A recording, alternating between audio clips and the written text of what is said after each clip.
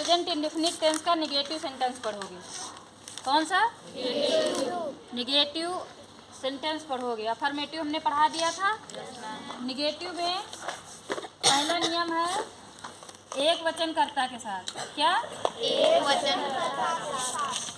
एक वचन कर्ता को अंग्रेजी में क्या कहते हैं? Singular subject. Singular subject. Singular subject के साथ क्या करेंगे? डज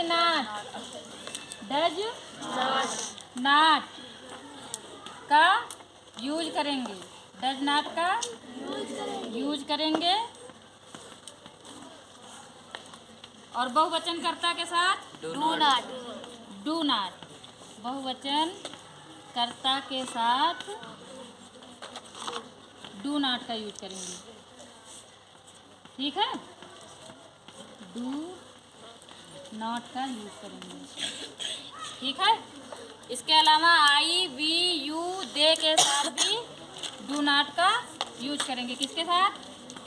आई वी यू और दे के साथ भी क्या करेंगे? डू नॉट का यूज करेंगे। ठीक है? समझ में आ गया? अब सेंटेंस बनाओगे। ठीक है? सेंटेंस बोलो। पहला सेंटेंस। राधा गाना नहीं गाती है। राधा गाना नहीं गाती है। राधा गाना नहीं गाती है। बिलाल, ये बताओ कौन सा सेंटेंस है बिलाल? राधा गाना नहीं गाती है।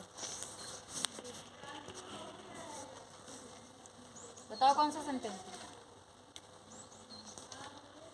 राधा में राधा क्या है? सब्जेक्ट। सब्जेक्ट को अंग्रेजी में क्या, हिंदी में क्या कहते हैं? कर्ता। ठीक है? गाना क्या है? कर्म, ऑब्जेक्ट है ना। नहीं क्या है? Negative word. ठीक है?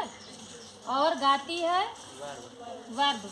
हमने बताया था कि कोई भी हिंदी का सेंटेंस जब अफर्मेटिव सेंटेंस लोगे तो कर्ता सबसे आगे रहता है, क्रिया सबसे पीछे और बीच में कर्म रहता है। और क्योंकि ये नेगेटिव वर्ड है तो कर्म के बाद ही क्या है? नकारात्मक शब्द यानी नेगेटिव वर्ड। ठीक है?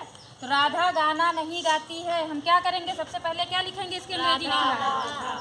सबसे पहले क्या लिखेंगे? राधा। क्योंकि अंग्रेजी और हिंदी दोनों में अफर्मेटिव सेंटेंस में कर्ता सबसे आगे होता है। ठीक है? तो हो गया राधा। फिर क्या लिखेंगे? डज। डज क्यों नहीं होगा यहाँ? डू क्यों नहीं होगा? क्योंकि मैम एक वचन करता है। क्योंकि राधा एक वचन है। तो राधा डज नॉट। डज के तुरंत बाद क्या लगेगा? Not. Radha does not sing a song. Radha does not sing a song. ठीक है? दूसरा सेंटेंस क्या है? मोहन किताब नहीं पढ़ता है। मोहन किताब नहीं पढ़ता है। मोहन किताब नहीं पढ़ता है। मोहन एक वचन करता है कि बहुवचन? मैम एक वचन। एक वचन है। Yes ma'am. सबसे पहले किसकी अंग्रेजी लिखेंगे? मोहन। मोहन की। Yes ma'am. ठीक, लिख दिया। अब क्या करें? Ma'am does.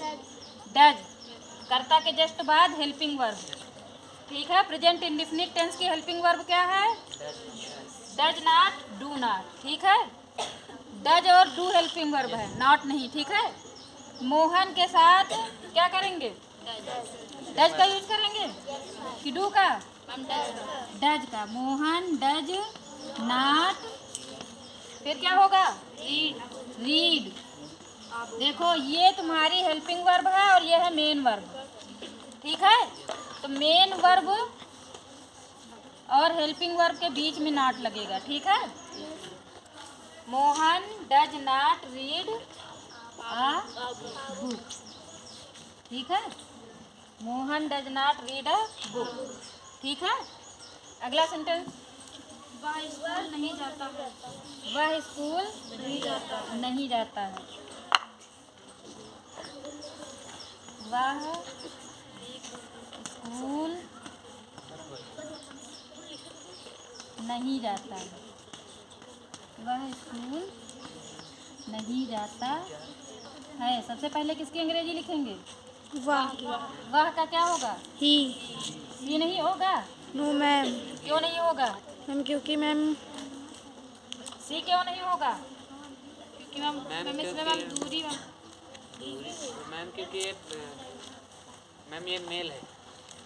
क्योंकि यह वह जो है ये मेल है। कहाँ से पता चला? जाता जाता है, जाती है नहीं है। ठीक है, ये पुरुष है। पुरुष के लिए क्या यूज करते हैं? ही। और स्त्री के लिए सी। इसलिए यहाँ क्या होगा? ही होगा। ही के साथ फिर कौन सी हेल्पिंग वर्ब यूज करेंगे? Does. He does not go to school. ठीक है, ये मुख्य क्रिया है, ये सहायक क्रिया है। ठीक है, ये इसको अंग्रेजी में कहते हैं हेल्पिंग वर्ब, इसको कहते हैं मेन वर्ब। ठीक है, बिल्कुल वैसे ही सीक्वेंस चल रहा है, सिर्फ क्या है बीच में डज नॉट आ रहा है। ठीक है, और इसमें यस या यस का प्रयोग नहीं होगा। इसमें क्रिया के साथ यस या यस का प्रयोग नहीं होगा। अफर्मेटिव में यस या यस का प्रयोग होता था, डू डज का प्रयोग नहीं होता था।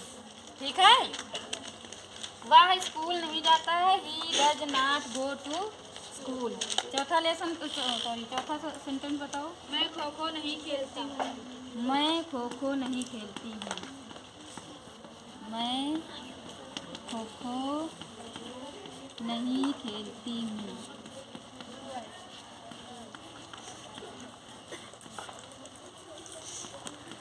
सच में खो खो नहीं खेलती हो निशा? मैम खेलते हैं। तो बहुत खेलती हूँ। मैं खो खो नहीं खेलती हूँ। ठीक है, तो सब्जेक्ट जहाँ था वहीं हो जाएगा। ठीक, आई के साथ डू का यूज करेंगे कि डज का? Ma'am do. Ma'am do. Do. किसका? डू। तो हो जाएगा I do not play. I do not play kho kho. मैं खो खो नहीं खेलती हूँ। पांचवा सेंटेंस बोलो। हम खाना नहीं खाते हैं। हम खाना नहीं खाते हैं। नहीं खाते हैं। हम खाना नहीं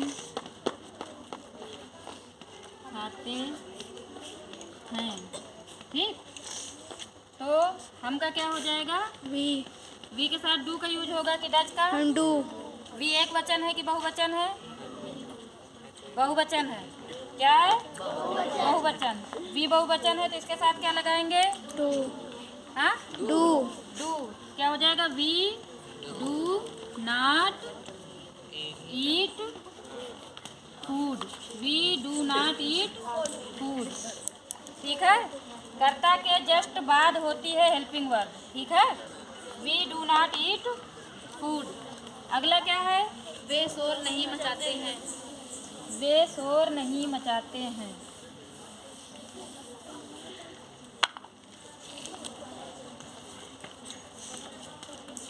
वे शोर नहीं मचाते हैं। वे शोर नहीं मचाते हैं। तो हो जाएगा वे का दे। दे के साथ डू आएगा कि डज? डू। डू आएगा क्योंकि दे क्या है? बहुवचन। बहुवचन है। ठीक है, they do not make a noise. They do not make a noise. सातवां सेंटेंस बोलो। तुम दूध नहीं पीते हो। तुम दूध नहीं पीते हो। तुम दूध नहीं पीते हो। तुम दूध नहीं पीते हो। अब इन सबकी देखो वही सेंटेंस ले रहे हैं ताकि तुमको मीनिंग की दिक्कत ना रहे कि इसकी मीनिंग क्या होगी। हमने जब अफर्मेटिव सेंटेंस समझाए थे तो उसमें तुम लोगों को मीनिंग सबकी बता दी थी ना, तो अब मीनिंग वाली तो कोई दिक्कत है नहीं। तुम दूध नहीं पीते हो, तुम का क्या हो जाएगा? यू के बाद क्या यूज करेंगे? डू, फिर नॉट, फिर drink. You do not drink milk, तुम दूध नहीं पीते हो। ठीक है। 8वां क्या है? 8वां बोलो। लड़कियां पत्र नहीं लिखती हैं। लड़कियां पत्र नहीं लिखती हैं। लड़कियां बात नहीं करती हैं। हम पत्र नहीं लिखती हैं। लड़कियां पत्र नहीं लिखती हैं। लड़कियां पत्र नहीं लिखती हैं, बात नहीं। लड़कियां पत्र नहीं लिखती हैं। अंजू, लड़कियां का क्या होगा? गर्ल्स। अच्छा ये बताओ, हम किसी को बहुवचन बनाने के लिए क्या करते हैं? प्लूरल बनाना हो तो क्या करेंगे? मैम एस या ई एस का यूज करते हैं। इसके अलावा और भी बहुत से नियम हैं, लेकिन अभी यही इतना जानो। ठीक है, जब वो वाला टॉपिक बताएंगे तब उसमें पूरा बताएंगे। ठीक, तो गर्ल मीन्स होता है लड़की। ठीक, राइट। गर्ल मीन्स लड़की होता है। उसके बाद इसमें जोड़ दिया एस। क्या जोड़ा? एस तो हो गया गर्ल्स। ठीक, गर्ल्स के बाद क्या होगा? डू या डज? डू, क्यों डू होगा? क्योंकि बहुवचन करता है। क्योंकि गर्ल्स बहुवचन। Girls do not right. Girls do not write letters. Girls do not write letters. लड़कियां पत्र नहीं लिखती हैं। नवा बताओ। लड़के मैदान में नहीं दौड़ते हैं। लड़के मैदान में नहीं दौड़ते हैं। सुधांशु,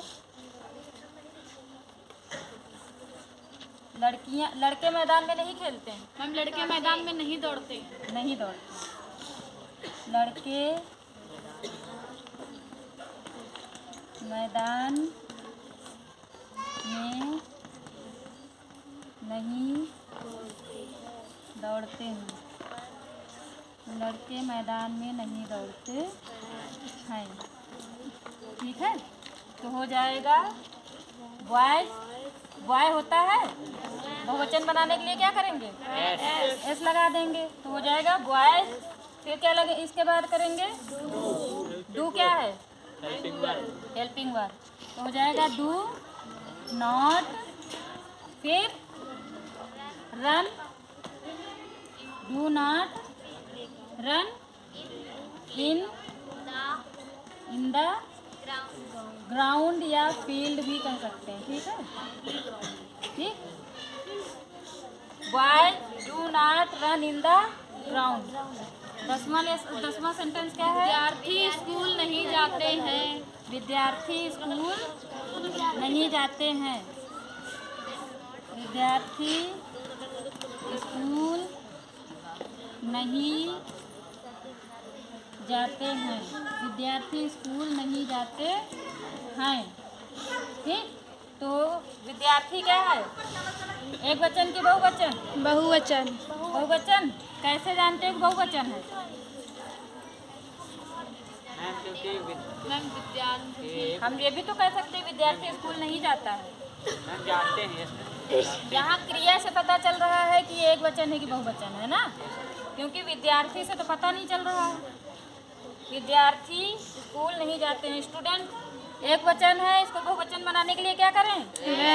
एस लगा दें, तो हो गया स्टूडेंट्स।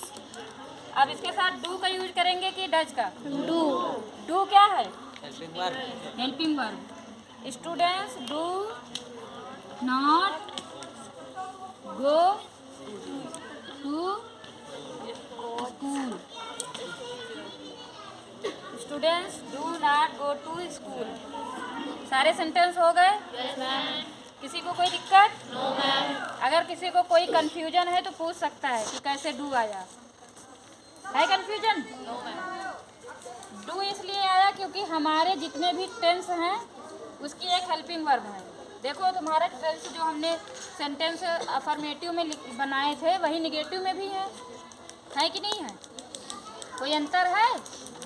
कौन सा अंतर है? हेल्पिंग वर्ब इसमें नहीं लगा हुआ है ना, इसमें नहीं लगा हुआ, उसमें नहीं था।